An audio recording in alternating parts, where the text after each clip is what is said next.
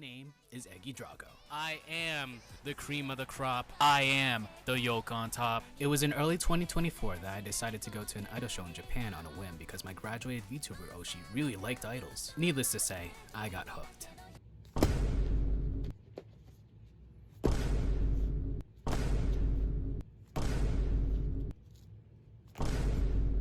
I think we like idols. After I met and talked to two English-speaking idols there, Hyria, Haigumi, I realized every single idol has a story, be it why they chase this dream, their ups and downs, and even their future after all this. And that's what I'm here to do, to give idols around the world a spotlight beyond the stage and a place to tell their story. Every idol has a dream and a story to tell. This is IDOLEYEZ. Here comes a new challenger! Tonight on IDOLEYEZ, a bunny idol now residing in the Florida idol scene. Rin Rin joins the show to talk about their two original songs and their idol journey. All eyes on me. IDOLEYEZ, episode 88. Rin Rin.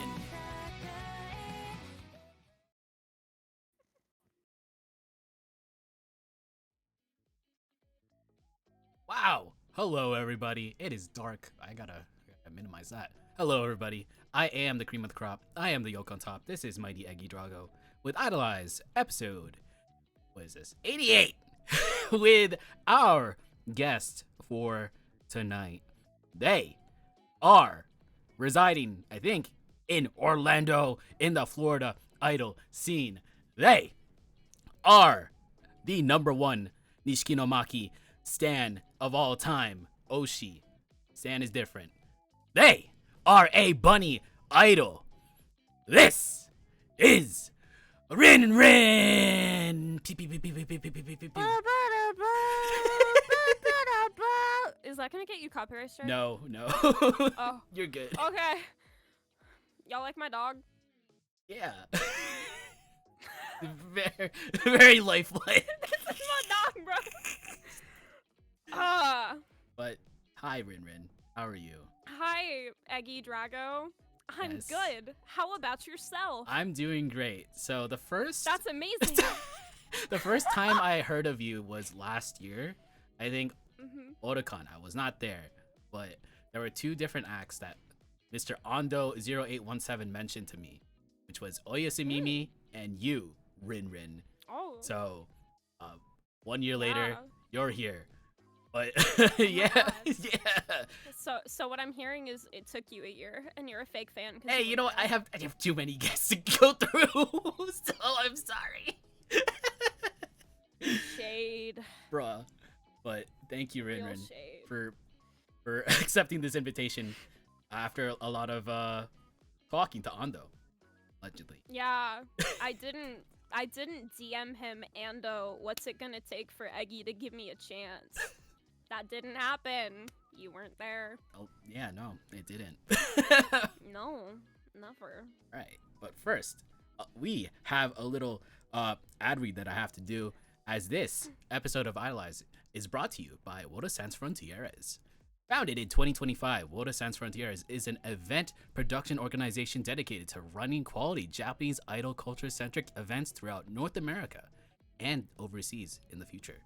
WSF's team is made up of dedicated event runners who put the growth of J-pop style idol culture, not their bank accounts, before everything. And next weekend, if you want to support WSF, you can go to Idol Village, Volume 4, and signing off Spring. Yumi Iro picnics, one man on Sunday, Idol Village on Saturday. So, wahoo. All right. Yay! I love WSF. I love the WSF. We love the WSF. Me too. All right, back to the show. And we start things off with a question that I ask every single guest, which is, Rin Rin, who or what got you into idol culture / J-pop culture? The love of my life, Ami Maeshima. She is everything to me. She is the Seiyu for Aya Maruyama, who is a character in Pastel Palettes in Bang Dream Girls Band Party. And she is everything to me. Yes. Gotcha. I mean, how did you first discover Bang Dream? It popped up as a mobile game on the Google Play Store, and I was like, ooh, cute girls! I was like, I'm in middle school and I'm gay. I love cute girls. I'll download it. Cool. Cause like I'd been playing Taiko no Tatsujin since I was like 3 years old, and I was like, rhythm game, one I could play on my phone on the go for free on the Google Play Store. So I downloaded it. I had also just watched Love Live, to be fair, and I was like, I need more idol in my life. And then I became a much bigger Bang Dream fan than Love Live could ever It's get just out of you me. outgrew Love Live. Damn. No, I have 300 items of Maki Nishikino in my collection. I'll never outgrow her. Yeah, see, that's our tomato. That's our tomato. Yeah. I would love to get it out, but they're all in detolfs and on my wall and everywhere. My Nesso berries on top of my detolf. This room is a mess. Hey, you know what? It's fine. It's better than mine. You still have that poster that's falling over here, and Yeah. the bed's like a mess over there. So You wanna tack that up? You wanna tack that back up, buddy? I don't have blue tack, so I have blue tack. You want my blue tack? yeah, I'll mail you blue tack. Give it a week. Give it a week. The poster will be back up, guys, in 2 episodes. 2. But I mean it. yeah, so Bang Dream, Ame Maeshima. But did you, as with some guests, they did get into, well, Love Live and then into actual J-pop. Did you get into any like actual J-pop idols? Well, so I'd been like surrounded by Japanese culture my entire life because my mom was one of those cool moms. So she gave me like Hello Kitty stuffed animals and Cinnamoroll from the age of 2, and I was playing Japanese games on like the PlayStation 1. What? And so I was already invested in it, so it was kind of just normal to me, but I didn't really recognize that I was like getting into Japanese music and everything until I downloaded SoundCloud in the 7th grade and discovered Wakse Abnormal, and I was like, yeah guys, I can totally sing in Japanese, as I proceeded to say gibberish. Hey, So it happens to everyone. I was never like an idol fan though. I was like a J music fan instead of like idol per se. I never watched like IDOLEYEZ or anything like that on YouTube until like I discovered what seiyus were through Love Live and Bang Dream. Like I didn't know what the concept was, to be fair. And I was the same too. Like I didn't know about I knew about Love Live, and then like a little afterwards I found out about like the actual performances from the seiyu. I'm like, Yeah. cool, this is awesome. I was like, they do that? Wait, they're real? What are these songs that aren't on like in the anime? Sounds neat. So Those are the ones I love 10 times more. yeah. Date Date Amujo, not even in the show. Saw it. I'm like, Oh whoa. my god. So Bang Dream pilled. Afterwards, very pilled. What really inspired you to get on stage, to perform? I won't lie. So like in 2023, I was like, I want to go be Aya. And I started working with a bunch of friends at school, and I started choreographing like an idol group and everything. And I was like, I want to do this. And then they all dipped. And I was like, fuck. And so then I had to pivot, and I was like, well, I'll just do it alone. And so I found out what cosplay competitions were, and I was like, hey, can I sing in these? And they were like, sure. So I tried it, and it didn't work. And then I dropped it for 2 years. And then I moved to Wyoming, and I saw an ad for Denver Fan Expo pop up, and they were like, we're hosting our first ever Idol Fest.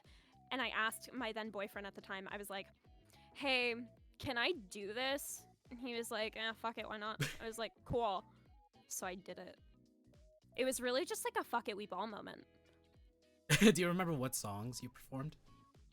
I did Cue My Flower because, oh dude, I got so invested. I started looking up Bang Dream VODs. I was like, I need to find out all of Amita's choreography. So I started trying to scrape the internet, and I found one, and it was Cue My Flower, and I was like, there's a full version of this. I can do this. So I did Cue My Flower. I did Connect by Claris because very Madoka Magica. Love Madoka Magica, one of my favorite anime. So I learned the opening for that. Had to scrape the internet for that choreography as well. Can we make those? Can we make them more publicized, please? Can we make them more accessible? Thank you. And then I did Hitori Janai Takara because no one who performs that. No one. What? I was like, why not? What song is that? It sounds familiar. Hitori Janai Takara. Yeah, it's the one collabs, not collab, but it's the song in Bandori where they take like one girl from each of the 5 bands and just throw them into a new band, and they did one song together, and that was it. But I was like, Aya's the main vocalist in this. And the whole thing was I was a cosplay idol at the time, so I cosplayed Aya, and I did Connect because Bandori fans have been asking for a Madoka Magica collab since the dawn of time. And I was like, you know what, I'll just deliver, where Bushido won't. I'll be the guy. I'll be the hero this world needs! So, you did that. Pivoting back with your origins, where did Rin Rin come from? Rin Rin is a nickname they gave me in school because my name's Rin. Gotcha. We were all just like, let's give each other nicknames. Hi, Rin Rin. And I was like, that's my name now. Yep, no one can take that from me. It's mine. Yeah. I mean, it's so simple-minded. It's not. Like there's nothing deep into it. Unfortunately, it's literally just my name, but 2. They're like little bunny ears, though. You got Rin Rin. 2 Rin, 2 Rin, of course. 2 Rin, 2 Rin. 2 times Rin equals Rin. So we talked about your very first performance. That was as like cosplaying as a Bang Dream character. That was Fan Expo Denver, but like scouring through your Instagram, there was like one performance from Ichiban 2023. Ichiban. Yeah. Yeah. So, Ichiban-con. Was that technically your first like performance like on Yes. stage? Okay. You want to talk about that? I mean, I did chorus all throughout my elementary and middle school years, so I'd had solo parts and stuff before. I'd sung on stage before, but that was my first time actually like doing something myself. It was a really, really funny and horrific story. The way it happened, everybody's a nightmare. I auditioned. They went, on the wait list you go. I was like, okay. So I practiced for a couple more weeks, and I'm like, wow, I guess I'm just really on this wait list, which is, you know, it means denied. Oh. So I was like, okay. And I stopped practicing. And then the con rolls around. I fly back to North Carolina. I'm like, okay, it's time to go to bed. They call me at 10 p.m. They're like, hey, do you want to go get on stage tomorrow? And I was like, sure, why not? And so I go to sound check at like 9 in the morning, and they're like, hey, we know you want to compete in beginner. Let's put you in like journeyman. I'm like, or we could not. And they're like, no, we're gonna do it. I was like, yeah, yes, whatever, I support you. The day rolls around. Later that day, they're like, hey, by the way, you're opening. I'm like, so you're gonna put me in a category I don't belong in, and then you're gonna put me as the first person that anybody sees and will forget in an hour and a half. And they're like, yes. And I'm like, amazing, incredible. And I never want to go back to that day. Gotcha. Well, you know, sometimes performances are kind of, you know, something you want to look back at. Sometimes they aren't. So it's. We all start somewhere. So, flipping on the flip side of that, first performance in general. How about your very first performance, like not in cosplay, but like technically as a Kaiga idol? what would you consider that? Because I have two different timestamps, which is Connect Pop and last year at Anime Milwaukee. So which one talk about? So Connect Pop was like a little Christmas party that the like the K-pop idol organizers that are in Colorado were working on, and they had somebody that was sponsoring like a singing portion of it. And I was like, I want to sing. Can I sing? They were like, yeah, but it has to be Asian. And I was like, sure, why not? And I was like, okay, I can sing in Japanese. Do you like Japanese? And they were like, yeah. So I sung, I think it was, I sung BOF from Poppin' Party, and then I sung Snow Halation. And then I asked the organizers, I was like, can I dance too? And they were like, sure, why not?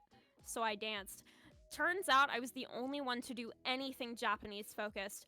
All the other singers either sung in English, or there was like, I think 1 or 2 girls that did something in Korean. And I was like, y'all told me. Why did they give you the conditions? Well, they were like, it has to be centered around the theme of the event and like everything. And I was like, yeah, that makes sense. That's totally fine. Here's my Asian culture songs. And they were like, awesome. And I was like, this bitch just sung Jingle Bells. I was like, okay. But that was like the only, I didn't have a costume, I didn't have anything at the time. I was just like, this is a casual thing so I can go see my friends. My actual debut would probably be Anime Milwaukee, and that was the most wonderful day of my life. I loved it. My car broke down on the middle of the highway 2 days later. The axle of the car snapped 2 days later, and we had driven from Wyoming to Milwaukee, and I was like, oh, that's nice. But the actual performance was really nice. My friend Joey and his girlfriend Mo live in Milwaukee, and I've known Joey now for almost 10 years. So that was my first time ever meeting him in person, and to have like my very, very closest friends in the audience with me, getting to perform my first song for the first time, you know, that was all really, really wonderful. So I did like that performance. That was a goodie. An oldie, but a goodie. With that performance, how did it feel to like perform as yourself compared to just, I mean, as cosplayer idol you? Cosplaying as Aya Maruyama. I think I was a lot more vulnerable just because like at that point I'm not when I did cosplay idol stuff a lot of the time, I still said Rin Rin. I still said my call and response and everything. It was just kind of hidden behind the costume and like the set lists that I had to pertain I had to focus more on like things that she would do versus things that I would do, and then getting to actually perform in my own outfit and as like my own person, I got to have a lot more freedom, but I was also like building something more recognizable, so it was a lot more vulnerable for me because it's like people are gonna see this and they're gonna judge my brand now because I have a brand now. What do I do? So I was definitely like petrified, but I mean, it's a lot more fun getting to like be myself versus be Aya. But I love Aya, so it's like I could go either way, you know? I like both. I wish I could do both, but it's just a lot to balance. It's so much to balance. Like at Otakon I did cosplay list and I did idol space, but it's like I'd have to schedule myself back to back to back at events and fill a lot of my time, and my health is just getting worse, so I can't even dance a lot anyway. So that kind of defeats the point of being a cosplay idol, because I feel like a lot of their appeal is the dances the characters would do and everything, and like seeing that come to life through the cosplayer. I can't really do that for people anymore, versus if I'm just being myself, you know, it's me. Donate to Rin Rin Ko-Fi. Yes, well, Ando. Yeah. Thank you. We'll talk about that later. Thanks for the plug? Question mark. But yeah, I mean, like, I feel realizing now the workload for doing both is kind of crazy. Yeah. Oh yeah, cause like Arrow, Humor Picnic, Arrow, Liza, and Kiki also did like masquerades, and now, and then it's like one or the other. That's when I met Liza and Arrow. I think I met him with, yes, because they did a group for Cosplay List where they brought like, I think 6 or 7 people from like different states. and they like all practiced virtually, and then they brought their set to Otakon for that, and I have like a cute little group picture with all of them. And I also owned a costume from Liza, but one of my exes let a cat piss on it and it ruined it. Bro. Her award-winning Maki Nishikino cosplay. No! And I don't have the heart to tell her, Liza, if you see this, I wish I could have it still. I wish I could have worn it again. Never trust a man. Yeah. You're fine, Aggie. I don't know about me. You're fine. Would you let a cat piss on a $500 dress? I would not actually. No. Exactly. Bruh. See, it's different. Well, speaking of brands, I guess the first like actual identifying thing for an idol is a costume, and at I think it was Springy Steps, you did like unveil your first costume. What was your like the inspirations for that? So when I was growing up, I wanted to be a fashion designer. I don't talk about it like ever, but my dad took me on a trip in like 2019 to New York City, and he took me to Parsons, and I got to look around, and I watched like Project Runway and stuff my entire life. I was invested in reality TV. So I've always had like a thing for designing costumes and sketching things out, and obviously idols have some of the cutest costumes ever. So I was just sketching random stuff one day, I think based off some Bang Dream cards maybe, of just like cute ideas that I had for a costume if I were to have one. And then my friend was talking in a Discord server, IDOLEYEZ on Instagram, and she was like, hey, I like your sketches. Let's design a costume. And I was like, yeah, let's do that. So it was basically like a couple of random sketches that I had that actually more pertained to Ishani Bunny's outfit than my original one, but we took a couple of aspects from that and we turned it into a cute little fluffy rabbit cake thing. You did give me the reference sheet. I think it was is it this one? That's the other one. Other one, that's V2. You won. Yeah. Yes. So obviously it's all in Japanese because my seamstress is Japanese and we had to make sure she could read. But yeah, with this costume I really wanted to, because for whatever reason I've never liked shiny fabrics. I always thought that obviously changed, but I always originally thought that they looked kind of cheap. But so we went with something very simple but fluffy. So obviously the arm warmers in the last layer of the skirt and then the trim on the first layer of the skirt all are like this rosebud fluff fabric that I really liked.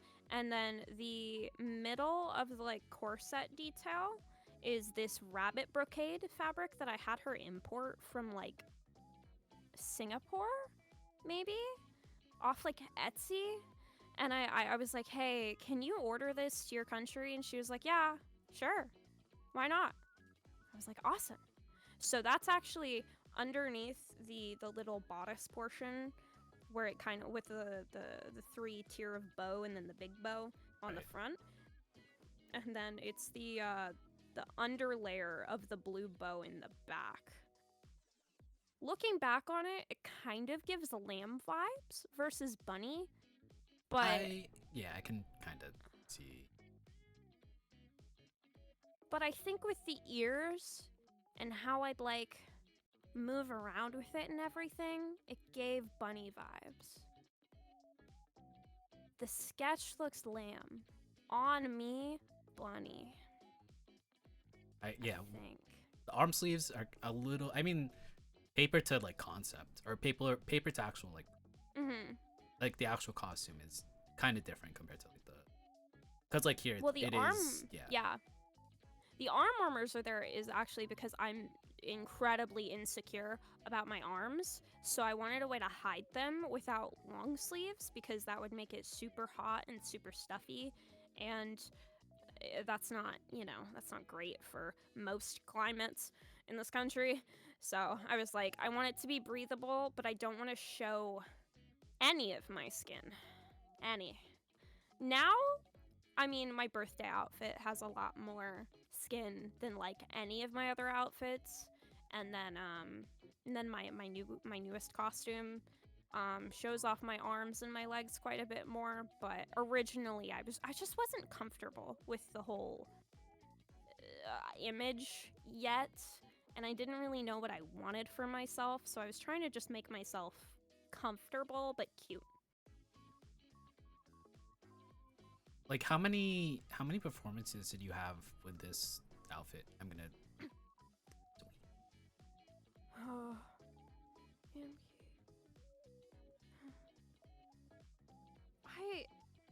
I want to say like 10, maybe? They'd all be on my calendar. But like, I think I've done like 20-something performances now. So at least like half of them would have had to have been in it, I think. And I still wore it this year for SwampCon. So like it's still used a little bit. Thing about them is you can't wash them.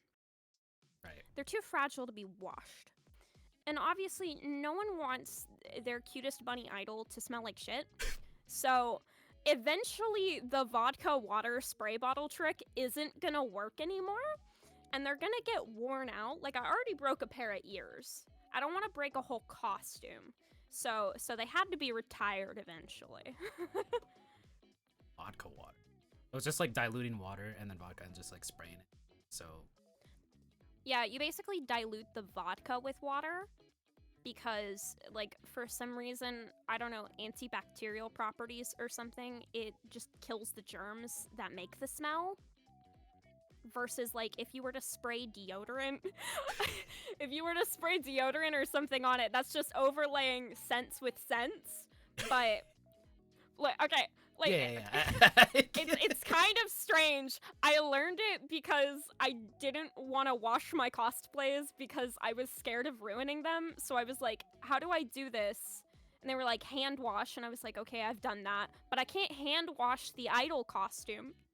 The costume's gonna get too drunk if you don't water down the vodka. My costumes legally can't drink yet. So yeah, that would be an issue. But no, I learned it also because I was at work and I was like, I don't have any deodorant, and they were like, oh, just go use the soap in the bathroom. I was like, what the fuck are you talking just like about? rub it and then like put it on your armpit. Yeah, because it's antibacterial soap that gets mass produced and sent out to like every corporate company ever. So they were like, I mean, you don't want to spend money on deodorant while you're at work, do you? And I was like, no, I'm broke. They don't pay us enough. So I gotta do what you gotta do for your 9-to-5, man. But that's how I learned the science behind eliminating germs and smells. I guess. But now they all sit in a drawer anyway, and they smell dusty, so... Hey, you know, it's fine. Going back on track. Might as well, Yeah. like, I didn't ask about this, but like, what really inspired you for the concept to like be an idol? I really like Final Fantasy 14, and my favorite race in Final Fantasy 14 is the Viera race. But I was always dissatisfied that you couldn't make them have lop ears. They only have upright ears.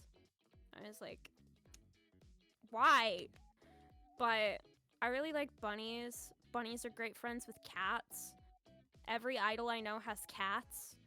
So, you know, it's kind of like they're good friends with kitties. I have 3 kitties. 2 of them live with me. They're sleeping behind. Oh, he's grooming himself. That's Ow. Howl. Yeah. He cleans himself. He is a good boy. But no, bunnies are like one of my favorite animals. They get along well with cats. I learned. They're also very sleepy. I have heard, and I really like the Final Fantasy Viera race. So I wanted to be a bunny. Now I like socially identify as a bunny. How do you feel about My furries? roommate. Oh, well there, buddy. My roommate will be like, Are you having a good day, bunny?" And I'm like, "Yeah." And I'm like, "Wait, fuck. I'm not a bunny. It's not me. It's not me. It's not real. Stop encouraging me. I'm delusional. Don't do that."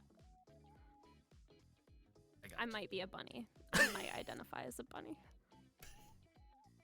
You know what? You do you.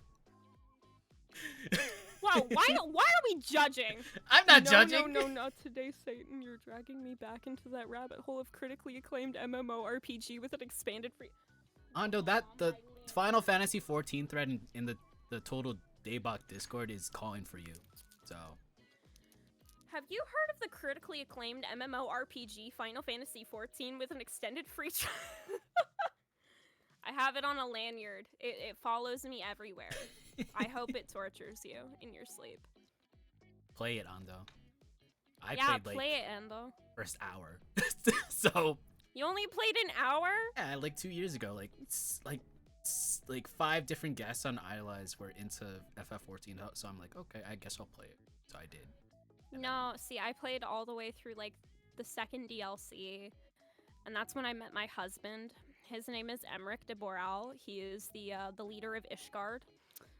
He and I got married in the game, 100%, and then I stopped playing. Oh, that was it? Well, I found out they don't give him any more screen time for a while, and I got bored. Got you. All right, going back to idol stuff. Do you want to talk about your second costume? This is an idol This one, yes. Oh, yeah. I designed that. Me. I did. And it's really cool. I wanted it to look like a French-made outfit, so I gave it the little corset and the buttons and stuff, and that's why it's got the little tails up there. I sketched that in my book like a year ago, in the middle of last year. I've had this costume planned like as long as my other one. But no, that was the first one that was 100% designed by me. And then I made a reference for it, and then it went and died in my Google Drive. Oh. And I showed it to my costume artist, and she was like, "Can you actually make it more clear?" And I was like, "Yeah." So I redrew the entire thing. But I actually picked out all of the fabrics myself. She gave me like a bunch of websites and keywords and stuff to look up, so I picked everything out myself. All of the swatches, all of the textures, basically everything about it was done by me, and then Millie created it and made it beautiful. And now I can wear it on my body. And I want another costume. Oh, right. Yes. Yes. Didn't you have like a Really? stretch goal on your we're talking about the Ko-Fi again. We'll talk about it later. But yeah. Not the money! Not the money! But yeah, this is your current costume. That is my current costume. It It's looks- very heavy. It is Oh. like 5 pounds. Oh. Yes. Yes. Heavy boy. And then I got this wig because I was like, that costume looks like it should have longer hair. So I gave myself longer hair. Fun fact, guys, this doesn't grow out of my scalp. I'm sorry. Darn. Neither do the ears. Darn. It's all been a lie. I like Pengi. When I found out Pengi had like long curly hair, I was like, everything makes so much more sense now. Interesting.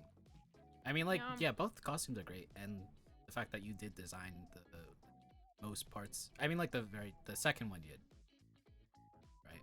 Mm-hmm. First one. 35% mine, 40% mine, and then Rin. It's really funny that her name is also Rin. Rin made a much better reference for it and picked out all of the like fabrics and everything that I should use, and then we sent it over to my costume designer, and she created it. She made it new back when it was cheap to make those things and import them, and we didn't have no de minimis, and tariffs weren't a thing for the average day consumer. And then I had to pay $80 in shipping for the second one because No. why not? Why not? Yeah. Yeah, that's why I'm not like importing stuff from Japan. Yeah, I get my friend to do it for me. She recently pulled on a kuji for my oshi. She was like, "Your oshi's doing an ichiban kuji. Do you want me to do polls?" She did 20 of them, and I only got one B prize. The rest of them were E and D, and I went, so all I get is paper bookmarks and a photo card. Amazing. It's her shipping, not mine. All right.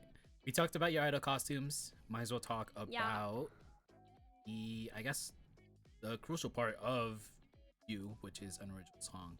Talk about the very first one that you made, which was Moonlit Stage. When did you feel it was the right time to produce an original song? Immediately, right out the gate, I was already looking. I was not on stage for more than like a month and a half, and I was already like, all right, give me one. I want one. I was like, I just got a job. I'm gonna use my adult money. And I spent $1,500. I mean, that's reasonable. It's very reasonable. Yeah. My producer was well worth the money, but I was like, I'm an unexperienced performer. I have 500 followers on Instagram. Now is my time. Now is my chance. I was like, not enough Kaiga idols or any idols have original music. We need to change this. I will be the first. So, yeah. did that. Hashtag worth. Yeah. Who did you? Yes, very worth. Who did you contact in terms of like producers and composers? So I looked at about 7 people before I landed on All Might Studio, Haru. I saw him on Twitter. I think somebody retweeted at him and like a list of J-rock composers that they really liked. And I really, really liked his style. And I liked that he offered a full package of just lyrics, live instrumentals, mixing, tuning, mastering, all of it was all in one package. And I was like, yeah, this seems legit. He's worked with like VTuber agencies, I'm pretty sure. So I was like, yeah, no, this seems legit. And I contacted him and he was like, yeah, you can pay in like $200 installments. And I was like, you got me. I'm here. I'm ready. So no, I really loved his style though. And he actually is now a friend of mine. I have a small habit of making friends with everybody that I work with. Very good for the long run. But no, we just like ended up liking speaking to each other. So yeah, he and we worked very, very hard on it. So with the song, what did you want? Like, what influences did you pull that you sent to Paul?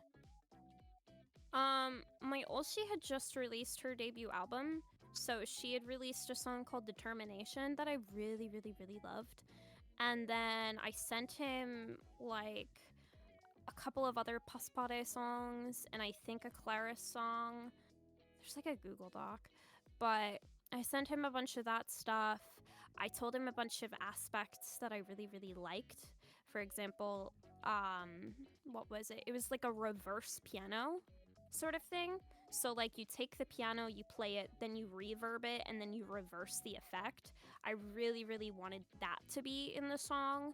So I sent him a couple songs that had drum beats that I liked, instruments that I liked, and I always emphasized that I really, really, really wanted it to be J-rock versus pop or like classic idol music, because that's just more of what I like to listen to. So I mostly sent him stuff that was centered around that, and with an emphasis on like session guitar and bass.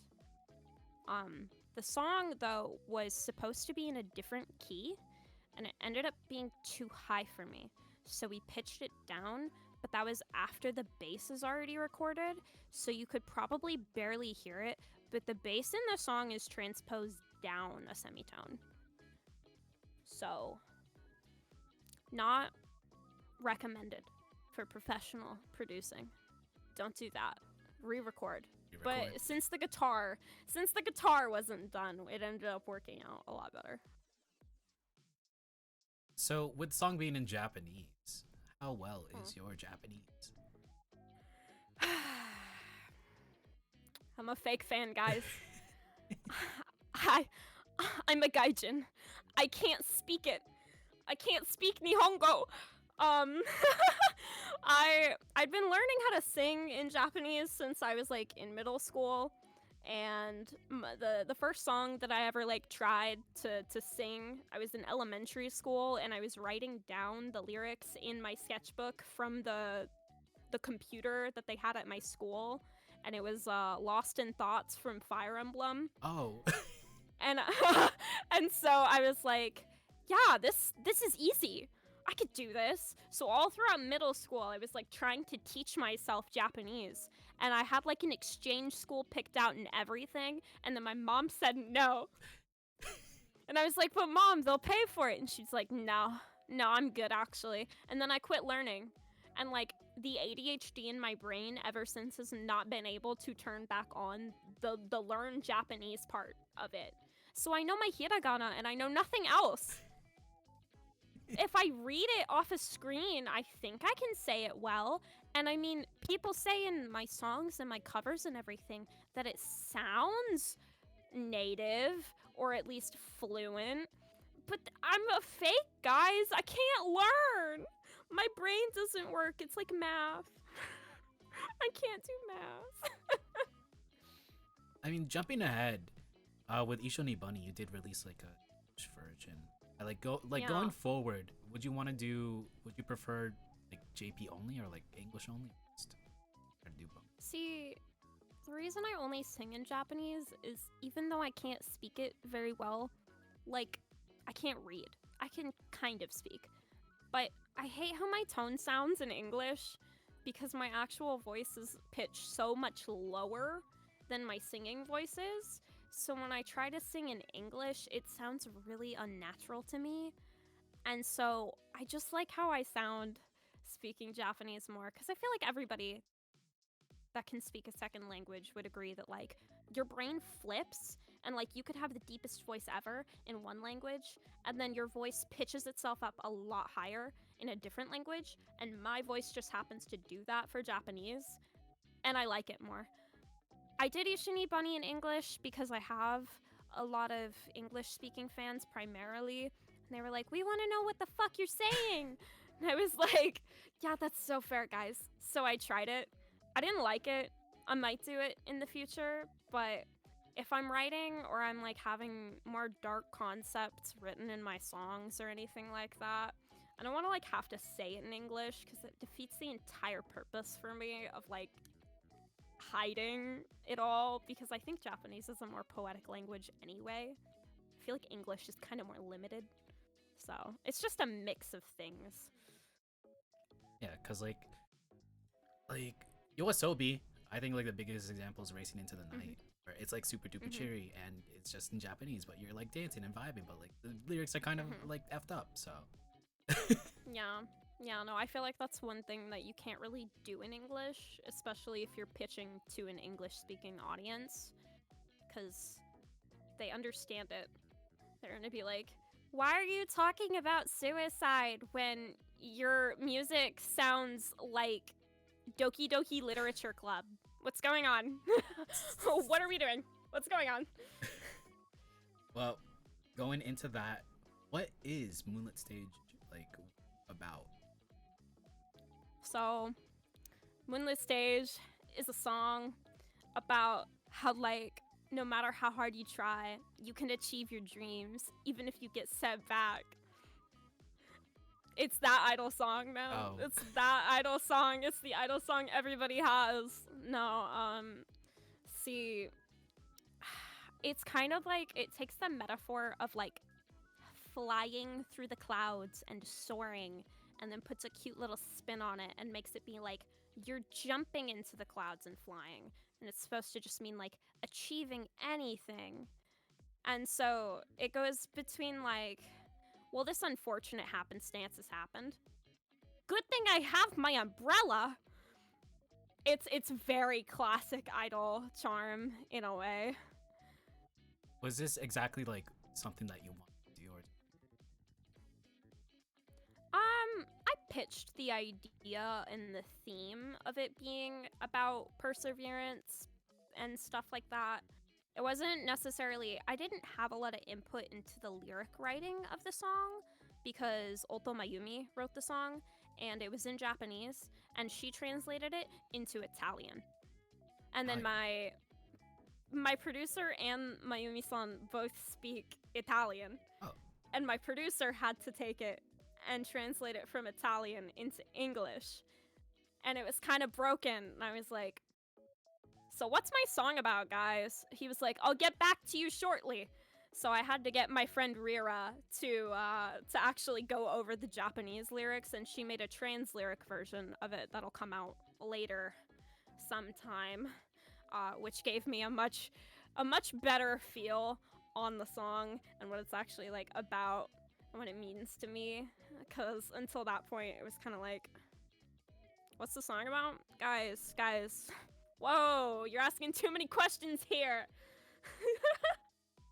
So, with Moonlit Stage not technically, I mean, you have some control, but with Ishoni Bunny, did you have like any control with like any aspect? Ishoni Bunny is a lot more me. Moonlit Stage I don't actually own. I don't own the copyright for Moonlit Stage or anything like that. I have a deal worked out with my producer. They basically make 100% of the streaming rights for it, and I make 100% of all CD sales and like Bandcamp sales because I don't own the song. And I'm allowed to do freely whatever I want to do with it. But I couldn't afford the $500 extra fee of copyright.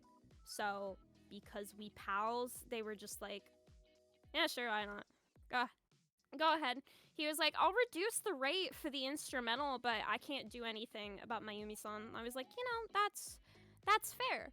So it kind of makes a lot more sense when you put it into that perspective, how I didn't have the most control over how it was actually written and the things that it's about.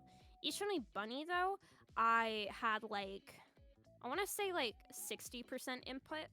So Rira wrote all the lyrics for me, and I think they lived in Japan for a while with like a host family or like just a secondary family that they'd consider to be like part of their family.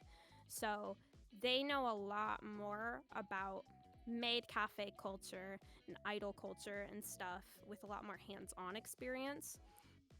And they were able to write a lot more like cute little poetic symbolism into it, and they took my ideas and what I wanted the song to be about, which I had the original pitch of the storyline and theme that I wanted in it. They were able to take that and more just write it out into something that made sense lyrically. So it was more, it was a lot more me and what I wanted to do with it.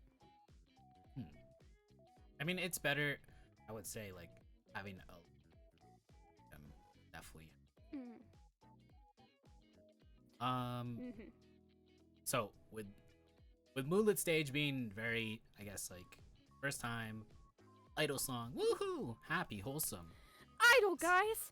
Idol, hi. With Ishoni Bunny, what like exactly is that song about compared to Moonlit Stage? So Ishoni Bunny was a concept I drafted while I was working on a wig. And I was working with a glue called E6000 glue. And my roommate was like, hey, what if you like made a song about the glue, but it's like your fans? And I was like, you're kind of onto something. And so originally the song was supposed to be a sort of like magical Cure Love Shot sounding song with more EDM vibes in it. And it was supposed to be called E6K. And it was supposed to be literally about that. And then as I started pivoting my musical concept more entirely into J-rock, I was like, wouldn't it be so cute if I was like a maid bunny? And they were like, okay, we're listening. We're listening. I was like, okay, but I'm a sleepy maid bunny that can't do shit right. And they were like, sounds so much like you. What's up? What can we do with this? And so I was like, yeah, so I want to take that concept of glue song, glue factory song, and make it into a cute little maid cafe concept. And I took songs like Daydream Cafe from, God, I forget, Petite Rabbit or something like that. And look, I heard the Poppin' Party cover and it was adorable. But I took songs like Daydream Cafe and like Saijoukyun ni Kawaii. And I was like, I want to do this instead. And so we did it. I mean, Now it's cute. yeah. I forgot the question.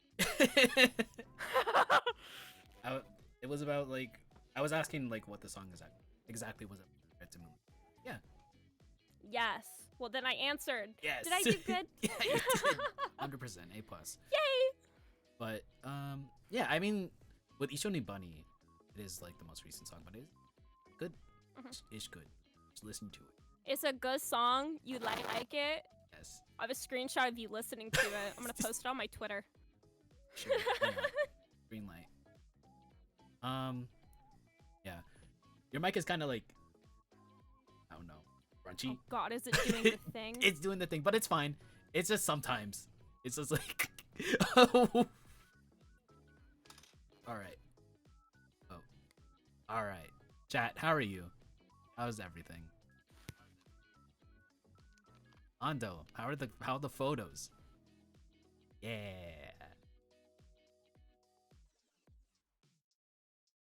If you didn't watch Okay, Mimi's... chat. So we're moving into gamer mode. All right. You know what? Well, this'll do. This'll do.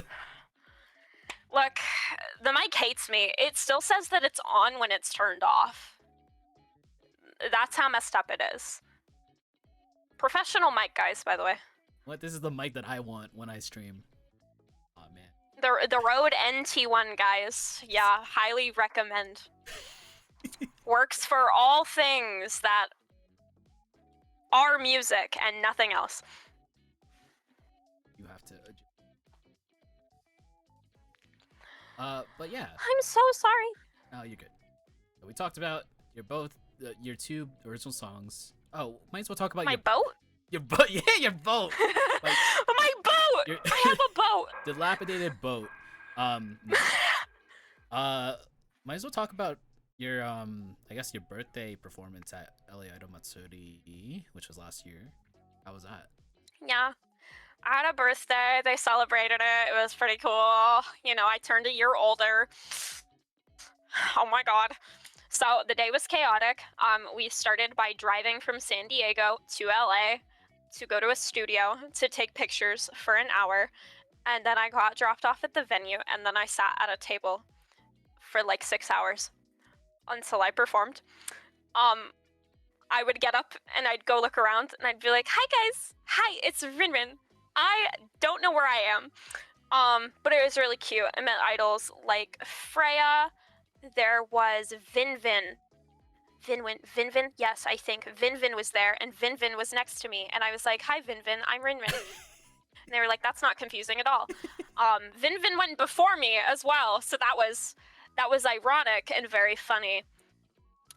The actual performance was really cute. I sung a set list that I really enjoyed, and I've never experienced Oldegate like ever like they do in SoCal.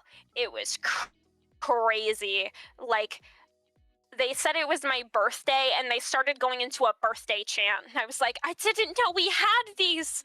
I'm from Wyoming. What is this? And it was a really, really wonderful crowd. They have a really good mic AV setup and everything. So I was living lavish. I didn't get a sound check, so I went up there and I was like, "All right, boys, let's knock it out." Yes, SoCal people, they love me, I swear. And then I went home and I had like 5 people DM me folders of photos of me, and I was like, Oh. Yeah, Soka has a lot of like free! dedicated photogs there. Yes, yes. Like my boy Nate. I see you, Nate. I love you. So SoCal, as a Florida, like during that time you were in Florida, right? Or No, I moved to Oh. Florida directly after. Okay, gotcha. Yes, I was in Wyoming. So what, like, yeah, as Mimi said or asked, like, what made you choose Idol Matsuri? I always wanted to perform in SoCal. I feel like that's a lot of people who don't live there's goal, sort of, because you know you want to experience the hub at some point. That is SoCal. I had a friend that lives there, so we stayed with him the entire trip. But also they released the date when they put the applications up, and they were like, "Hey, it's gonna be on October 4th," and I was like, "Hey, so this is really ironic. Do you know what else is on October 4th? My birthday." So I was like, "Well, this couldn't work out any better." And my friend who's in the Navy named Psycho actually paid for the entire trip, and he was like, "Yeah, come on out. I got you." And I was like, "I love being poor." 10-4, also my birthday, so Yes. that's cool. Also your birthday. Also- We're birthday twins. Yeah, I think we're close in age about. So Well, if you're born before 2005, you are older than me. Congratulations. oh yeah, I'm definitely never mind.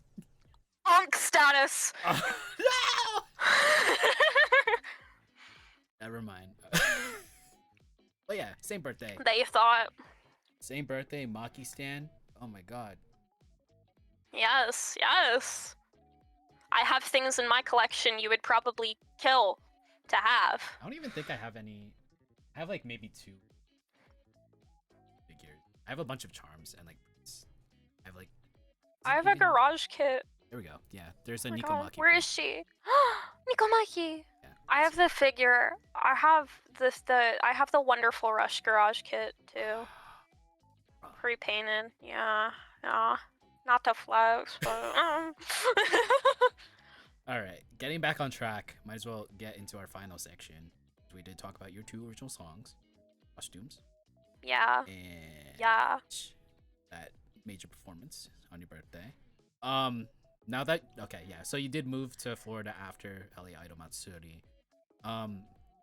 But what was it like prior to being in the Florida scene to just like perform in states?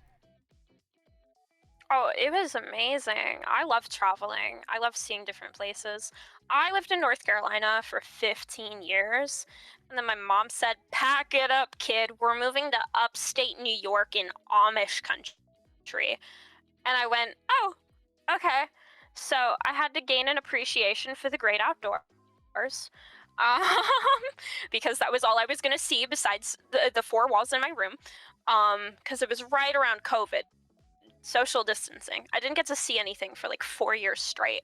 So when I was able to actually travel to different states and escape the boring prison that is Wyoming, I was like, wow, this is so nice. So I've got to experience like the idol scene in all 5 sections of the country now, and it's really nice getting to travel, even if the hotel situation is not always the best.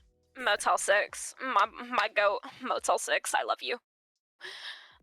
It's had a lot of ups and downs too, with traveling being such like, you never really know what you're getting into with a new place, and Ubers can't always be the most reliable thing, all sorts of different public transportation, relying on all sorts of different idols to actually help me with my travels. But it overall has led to me having a very widespread fan base, a lot of friends from a lot of different places in the country, and just a lot of different experiences with different venues, sound systems, and just like at this point, I might as well be prepared for anything. So I feel very well prepared with my traveling to different states to perform experience. Would you rather just consistently be performing in the Florida scene, or just out of state? With the way that Florida is right now, I feel like the convention performances here aren't necessarily my favorite. Not because of anybody's doing, it's just the resources that we have right now and the way that things are sometimes organized. I'm not always like a fan of how it's done. So I've liked performing in Florida. I've liked performing and meeting all of these different people that live in Florida, but it's definitely a lot different than what I've been used to for the most part. And whereas before, where I could have just been satisfied performing in Colorado, because I would go from Wyoming, drive up to Colorado, perform, drive home. Florida's definitely a different experience. So I feel like to be satisfied with what I've been used to, I would still have to travel out of state for performances, I'd say. Just because I need my fix. I need my fix. I gotta get out. I gotta get out more. I need to get away from I-4 and out into the world. Sure. I mean, yeah, you did perform at Mimi's birthday live. Yeah. That was like last month. Then Mimi asked, Eggy Unk? Yes. I'm a year older than you, Mimi. Eggy Unk. I'm not That's Unk. crazy. I'm not Unk. That's crazy. She a hater. Bruh. But yeah, I mean, yeah, it's interesting to ask because sometimes people. Oh yeah, because like I did want to know more about the Florida Idol scene, so yeah. And sometimes, yeah, like the state of the culture there is kind of all over the. It seems. Yeah, I feel like the convention scene's kind of at a standstill, not because of anybody's fault. Conventions go with the organizers that they're used to, they see build a repertoire with, and who they see as being reliable enough to put on an event. But that means that all of the events here are going to end up being hosted in the same exact way, and with not a lot of variety. Obviously, I've not been here very long, so I haven't seen everything that this place has to offer, but there's definitely a lack of small events that take place, like Taibons and stuff like that. So there's not a lot of opportunities for people to perform. So it's kind of at a standstill compared to other places where I've been, where it's like there's a small but good mix of out of con events, dance events, singing events, cultural events, and then conventions. So I want to see it grow. I want to see it improve, and I want to see more opportunities. But like at the current moment, I feel like the scene is a little stagnant. And that's why we have a brief word from our sponsor. I'm kidding. Yeah, okay. Ando's like, don't worry, we can change that. Yes. Starting with I can fix that. with Pengy Party. I was gonna say the other name, but Pengy Party in Miami. So Yeah. Which Miami's too far for me, but I hope everybody has fun. I'm totally not mad. I mean, it's good to have like idol events in different places, especially like first time. Yeah. Yeah. Yeah. Going back to overall performance history, what would you consider your favorite performance of all time? Oh. I was supposed to be keeping track to pick favorites. Oh god, man. Okay. I think my favorite set list and possibly my best performance was LA Idol Matsuri. I think they had one of the best crowds too. I think Fan Expo is one of my favorites because I've done it so many times now. And like they're nice to me there. And I like the organizers there a lot. So they get my best organizers. LA gets my best crowd, best set list, probably best performance I've given. But I think I had the most fun at MegaCon and Otakon for the same reason. I love when they let you get off the stage. And they told me at MegaCon, do it at your own risk. And they told me at Otakon, all you have to do is just not jump. So I liked walking around the crowd, and I liked getting to do the little hand things, and taking my own phone. Yeah. Yeah. Otakon was when I can't pick favorites. Otakon definitely iconic because like Ando told me about you because of your Otakon performance. So. Which I'm shocked about. I didn't think I really did much there. I kind of just shoved as many songs as I could into a set list, and I was like, these all seem cute and fun.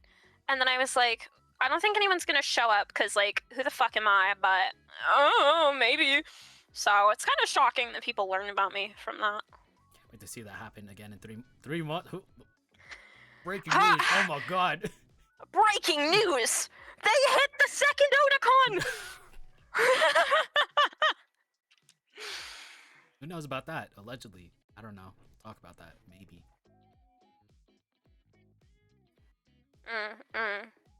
But I don't know what he's talking about. I don't either. In contrast to that, what would you consider your toughest performance? It's not idol related, like, necessarily, but I did a performance at Take It Up, hosted by Connect Pop, in like mid last year, and I cosplayed KDA Ari, and it was like one of my few cosplay performances that I've strung throughout my original content. And I did a full performance of Pop Stars, and I'm so badly crippled that I absolutely like was out of breath. I walked off that stage and I collapsed. Really? Yeah, like I almost died. And I did it in like 3-inch platform boots with a 5-inch heel and a long wig that went down to my waist, and both of my arm accessories fell off of my arm. And I was like, okay, well, this is eventful. But I got through it. Well, you're still here. Yay! So... I live to tell the tale. KDA. You know, from League of Legends. Yeah. My favorite game ever. Oh wow. Help. Ando loves League. I don't. So. I love League of Legends. League of Legends is so much fun. I play it every day, and I give it high reviews. Help. Please. So, Rin Rin, the idol. Yes. What keeps you what keeps you motivated to keep on going as with being an idol? Oh, well, shucks. It's you guys. It was like you. This can only happen because of viewers like you. No, but really, if no one watched me or like listened to me or invited me onto their podcast to get me to talk about myself or donated to my Ko-Fi linked in bio, I wouldn't be able to do anything because I have really, really poor mental health, to be honest, and it would shock you how much of my life I spent completely isolated from other people, down to not speaking to anybody. I didn't see the outside world for like 3 years, and I didn't have any friends, and I didn't go anywhere, and I didn't have a job, and I wasn't allowed to have a job. So I didn't have like a reason to like exist. And then the internet happened, and then I found out about idols, and then people were like, "You're my Oshi, Rin Rin," and I was like, "What have I done? What have I done?" But I mean, without any of that, I mean, like, what's even the point, you know? I don't do it for myself. The music I do for myself. The actual performance, not so much. I could sit in bed all day, but I don't. Because of you. Yeah. It's better to perform in front of like a couple people instead of like none. That is true. That's why I won't start streaming. That 0 viewer count is really gonna Oh. bug me. Oh yeah, like every time I stream, I have to like put a sticky note on the viewer count. So yeah, no, I'm still Oh, that's a good idea. That's a good idea. after like 5 years of streaming, it's still like it's me. It would do that. It would do that to me. So talked about motivation, which is fans. Yeah. Is there anything that you want to improve on, skill wise? See, it's weird to think about because, like, I look at the things that I'm good at, and in my head, it's like, not that much. But, like, I think for the most part, it's just stamina, which is difficult because I can't really be good at it. My chronic conditions kind of inhibit me from improving as much as I want to. So it's really just I need to improve my stamina and movement and everything so I can get to a point where I sound a bit more stable and like I'm able to move a lot more controlled and a bit easier. But it's hard because I'm not going to get to the point I want to be at. But I still want to try. But it might hurt me, so it's kind of like, what am I gonna do? Like, I don't really know where to go with that, and it's something I struggle with a lot, but I think that in itself, struggling with that mentally, is something to improve on, so it's a bit multifaceted in a way. I feel like in this community, there's been a lot of like idols that like go through health conditions, but they still just go on stage and just try to like persevere through. So Yeah, that's basically what I end up trying to do for the most part, because I would rather do it and then die when I'm 40 than sit in bed and do a bunch of stuff that would be considered safer and easier than not try at all, you know? I'd rather try. Hi, AV, and hi, Orly. Oh my god. thank you for the raid. They were playing Roller Yeah, Coaster Tycoon. both of them. I can't do the command. I love roller coasters. Follow them. Yeah, follow that's Orly, cool. Miami OAD Oh my member God. Orly, and Green Person AV. And green person. Hi, AV. Thanks for the raid. But yes, this is Yeah. Rin Rin. If you're in the Florida area, watch them perform. Hi, guys. My name's Rin Rin. I was just opening up about my deepest, darkest secrets, and now you're here, so it's a little weirder. I'm kidding. Please stay. Stay. The dog wants you to stay. That very real dog wants you to stay. Don't eat dinner. Watch this. I usually ask like, what songs do you want to perform in the future? But like, on a flip to that, what are some songs that don't really align with your concept that you? Oh God. I really see what is my concept.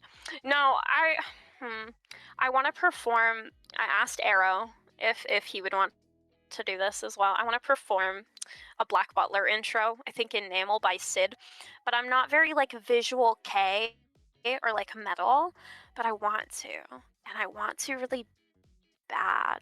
Could do it. And then on the flip side, it's like, how do y'all feel about Florence and the Machine Ooh. at an Idol concert? Dog For Days no Are Over? particular reason. I love that song. I do love that song. I went and saw her in concert, and I was like, now how can I put this in my set list without being judged? I mean, yeah, you could do it. I guess it would have to be a solo live where I contain all the creative freedom and no one can tell me what to do, and, you know, it just happens to celebrate me. Yeah. I wonder too. But that sounds like the perfect opportunity to do all these things. Oh yeah, we do have a friend, Cooper. Cooper Sharp. Yeah, Florence is a beautiful human being. she has a great voice. She does. She is the reason that I started learning to sing. So I have loved her my whole life. I love Florence. Dude, everybody's just fanboy, fangirl, fandemming about Florence now. I'm like, I'm here for it. Yes, Is that a real dog? That's a real dog. Yeah. It is. Yeah, yeah, it's a real dog. Do you like my real dog, Chris? Yeah, I thought it was. What the dog doing? Don't know. Who wants to buy a Chucky of this? I would actually. Really? Yeah. Getting back on this track. was my housewarming gift. A dog. The dog. Yeah, it was $15 on Amazon. You can buy it for yourself. Hmm. I need to go to. Like, I can't afford any more vet bills. He's gonna have to stay crescent shaped forever. All right. Now that we have Idolize, for some reason, a lot of idols watch this show, including the people that are currently in chat. What's some advice that you would give to like any idol watching? God, what's the quote? Oh my God, I forgot the quote. Never back down, never what? Never give up! Yeah, see, like, it's gonna be hard, and you're gonna have to go from 0 fans to 1 fan, but, like, you gotta commit, because if you never commit, you're never gonna make it happen. You will one day escape. Escape. I don't know what you're escaping, but you will escape. Also, take care of yourself, you know, don't not warm up your vocals like me. Don't not stretch before you perform like me. Oh. Create a sustainable career for yourself. You know, Egg, you were lucky if I rehearse. That's a story for another day. You like legit just go boom? No. I have done that at least 40% of the time. Bruh. But like the performances on your YouTube, they're great. Even with knowing that, so I feel like it's a bad look for organizers to hear like, oh, you don't prep, and I'm like, no. It's like I sit in my bed, I learn the lyrics, I sing, I learn the dance, but most of my stuff is visual memorization. So I'll watch a dance on my phone for like a week and a half, and then I'll have it memorized in my head, and I only need to run through it like 15 times. Versus like people who typically will do like 50. I don't have a mirror either. So what? So you're just So just phone and just like knowing, I guess, muscle memory. Yeah, I've never the only time I ever rehearsed in front of a mirror was when I joined Embellia Idols for their like joint concert with Diamond. It was a hallway live for NDK, and they were like, we're doing 3 Aqua songs and we need a Mari. And I was like, yeah, sure, I'll go be Mari. I never watched Aqua, but sure, I'll go be Mari. I like Guilty Kiss. And they ran me through 6 hours straight of the opening for Omoy. And I was like, I don't think I can ever do this again. But I still got it. Yeah. So, oh my God, there's a bug. No, yeah, but so I don't have a mirror or anything. If it's a very, very big dance performance, I typically won't sing anyway, so I'll practice the dance, but if it's mostly singing, I kind of just sing in my bed. I didn't rehearse for Otakon though. What? Biggest stage ever. No rehearsal. I assume you did great. If Ando talked about I did it. I did like a couple the week before. Hey, But you know I what? mean, you couldn't tell, right? I guess You not. couldn't tell, right? Don't do that, guys. Don't be like me. I'm not a good influence. I'm not a good influence. I forgot, to be honest. Speaking of influences, who are some like people in the Kaiga idol scene or like Kaiga idol adjacent like VTubers and stuff? Who do you like I love Sherry idolize? Ife. Wow, she's cool. I love Sherry Ife so much. Yeah, I actually proposed to Sherry Ife. So there's a checky of me on one knee proposing to her with a ring, and I gave it to her. I don't know if she wears it, but I love Sherry Ife. Her music is always peak. I love it so much. All she releases is bangers, back to back to back bangers. I think I don't really consume a lot of Kaiga idol content. So, like, I like all of my friends' posts, and I'll repost them, and I'll try to support them because I want to make sure that, like, I show my support because they're showing their support to me. And I'll watch all of their videos and everything, but most of them are just my friends. I don't, like, necessarily try to take inspiration from them because they're my peers. And I'm nervous. I don't want to be like, I don't want them to think I stole from them. What? I don't know. I get so self-conscious, but I'm like, if I see them do it, I try to avoid doing it.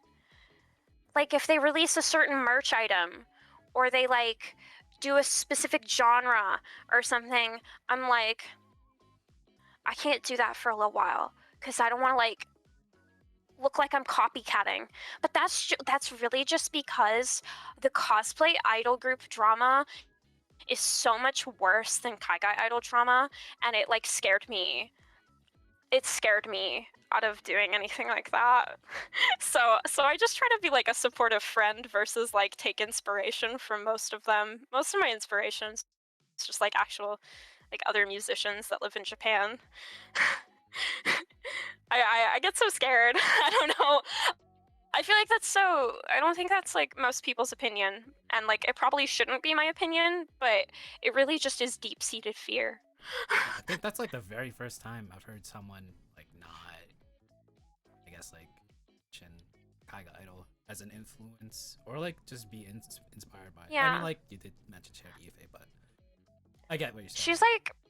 She's like kind of one of the only Kaiga idols that I follow and watch and everything that like makes music that I genuinely like consuming and that I have in my playlist, and I don't just do because I want to support my friends. Because like even Dreamteak invited me to their birthday live for Mimi, and they just released a cover, and I went and watched the cover because I wanted to support them, and I really love their voices, and I think they have like really good voices and dance skills and everything. But like I did it because I like them. They're my friends, and I want to be a good friend. Versus like they do things that necessarily like I am inspired to do as well. Besides fashion, they're all cute. I mean, that's gotta count for something. Everybody's cute, which inspires me to be cute. Right. I mean, I get what you're saying. Yeah.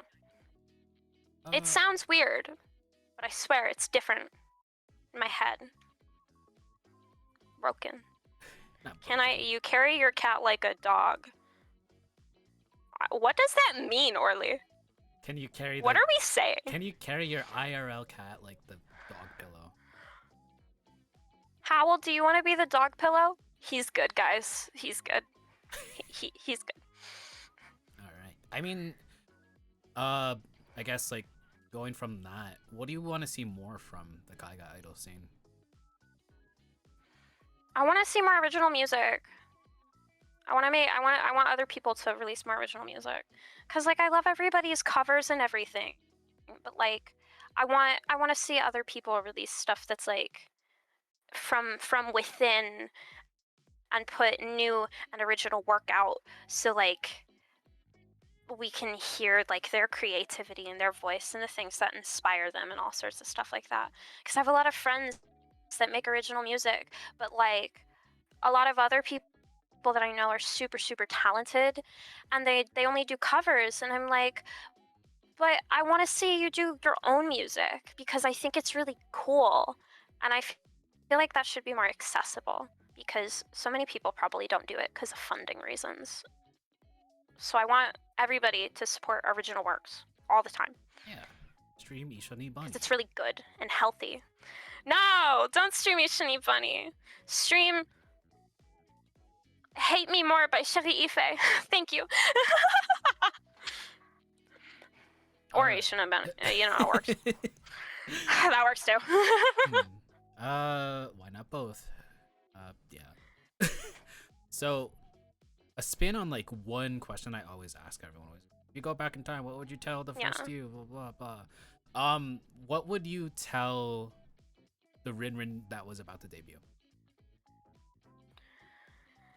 It really isn't that scary, man. Like, people are gonna be mean at some point, but like, it's really not that bad. Like, we're all friends. Because, like, I remember I was so terrified. I have stage fright. I'm, like, absolutely petrified to go on stage, even to this day. And so, like, Bunny Sings was the event runner for Denver Fan Expo.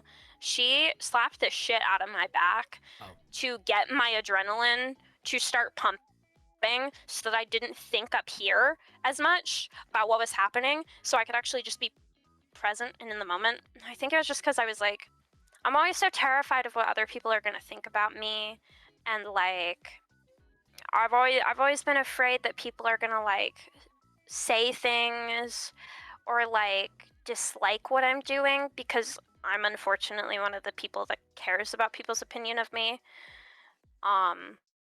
But like, I'd want to go tell myself, like, it's really not that bad. People are so nice. It's okay. Like, it wasn't that bad. I mean, yeah. Yeah.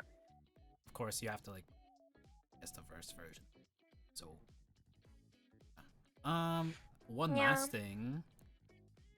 I usually ask this like way at the end, but I might as well ask it now. Any upcoming performances / events that you want to talk about that are publicly confirmed, or if you want to break news? So. Hi guys, I'll be at Denver Fan Expo this Saturday, May 30th, I think, at like 11 or 12 or somewhere around there in the morning. The details are on my Instagram and my website, www.rin-idol.com. You can find all my information. Yeah, so I'll be at Fan Expo in Denver. So if you're in Colorado, come see me. Do it! And then, yeah, I guess somebody spoiled it. I'll be at Otakon this year. You know, details to be confirmed. Who would have thought? Oh my god! I'll be doing, you know, only the biggest teaser of my upcoming album to be released next year, probably. 2 extra original songs. We love originals. I love originals. It's all I want to do. All I do is win. Sorry. No matter what. All right. All right. Yeah. This concludes the interview part of Idolize, but of course we have to conclude on a segment that people like for some reason, which is called the worst pep talk ever. So I give you. Rin What Rin. are we doing? The worst pep talk ever for 1 minute. So here we go. Rin Rin, you're doing great. And you know, as I said earlier, like I do love original music, and I do love Ishuni Bunny, and Moonlit Stage, and I just want, you know, more original songs with your. Is that a doohickey? What is that? Is that glue? No. All right. Yeah, I'm seated, teacher. Oh my god, it got on me. I just want more original songs with like more creative freedom from the actual singer. So Yeah. do more of that. Yeah. I can't wait for the album. And Yeah. I, you know, even with like everything that is like going on, I love that you're still keeping on going with idol performances and stuff. And I really hope to see you whenever that may be. Yeah. I don't think I can go to Otakon. I'll probably get like footage from or something. But yeah, honestly, people do love Just go. love you. I can't. I'm kind of broke, and I'm like I'm funding something else. But yeah, Rin Rin, keep on idling and stuff, and I can't wait for the album. And yeah, Yay. perform a lot more. Yeah, that's it. Did you hit a minute? Minute 12. So You went over. it's fine. I'm so proud of you. I always go over. So You know, I'm really proud of you for pushing yourself out of your comfort zone and really making those extra 12 seconds count. thanks. It's really incredible that you fill your showtime with such in-depth conversation and educational things, and then you still go out of your way to add those extra 12 seconds for me. I think that means so much to me. I went like 2 minutes with latte, so yeah. That's so amazing. I'm so proud of you. No, don't be proud of me. See, now you got a pep talk. Now you got a pep talk. I'm not. Yeah. I'm not that great. I'm not a good person, but thank you. But yeah. What is this guy on about, bro? But yeah, thank you, Rin Rin, for being on the show and for talking to Ando. I like the show. Talking to Hanzo? Are you like a dad that's happy that his kid finally has a friend? No. But yeah, thank you for talking to Ando and talking to me, being on the show. I wasn't paid to do it, but you're welcome. We gotta block Rin Rin. Yeah, so basically what you do is you go to rini.rin.rin on Instagram and you hit the block button and you never have to deal with me again. No, don't do that, actually. Tutorial. I'm basically the dad that gets into all my children's hobbies. Yeah, I did. Because, like, I got into VTubers and then he got into VTubers. I got into Chica Idols, he got into Chica Idols. I got into Kaika Idols, he got into the Kaika Idols, so that tracks. Wow. But, like, the way you said it, it makes me feel like I'm doing charity work. But really, it's not a big deal. It's not a big deal. But yes, if you are interested in supporting Rin Rin, go to their Ko-Fi and donate to their fund. Yes, scan the QR code. So here are my QR codes if you want to give me your money. It always goes to a good cause, like food for my cats or a fluffy dress, whichever seems first on the priority list. Yeah, because you did fill the initial goal of something. Yeah, they wanted me to go to Otakon, and then everybody just decided to give me money to go to Otakon. I was like, you know, guys, this seems a bit excessive, but I guess I'll do it if you really want me there that bad. So, yeah, no, but thanks, guys. It means a lot to me. But yeah, I saw really cute merch, to be honest. Like, it is pretty cute. And there is Ko-Fi donations, you know, if you don't want more microplastics sold in your house. So, you know, you can still provide for me. I don't have a job. This is all I do. So. Gotcha. Donate. Help. I need somebody. Help. I want anybody. I need somebody. Yeah. But yeah. Donate to the Ko-Fi. Watch them at Otakon. Yeah, do that. And then you can also, you know, you can go follow my friends. You can go follow Dreamteak. I love their covers. Dreamteak does really wonderful covers. Go follow Sherry Ife. She's really good at that. Go follow Nero Sells. She's my best friend and sells all the Love Live merch you could possibly ask for. Go follow Happy Chichu. She does all of my art. Yeah. Follow Chloe. Chloe's my bestie. She's also one of my wives. Yeah. Yeah. Go follow all of my friends. Yeah.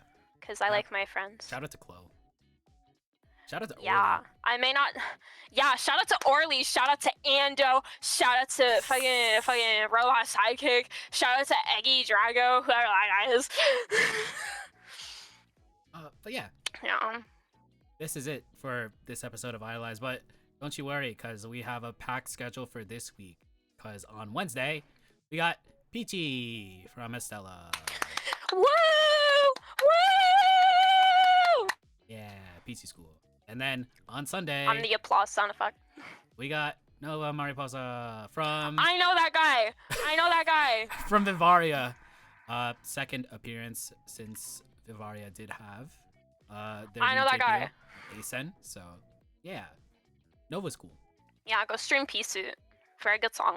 Yeah, that'll Very be good on song. Sunday, May 31st. Yeah, thank you guys for being on. Thank you, Rin Rin, for being on the show. Thank you, everyone, for watching this.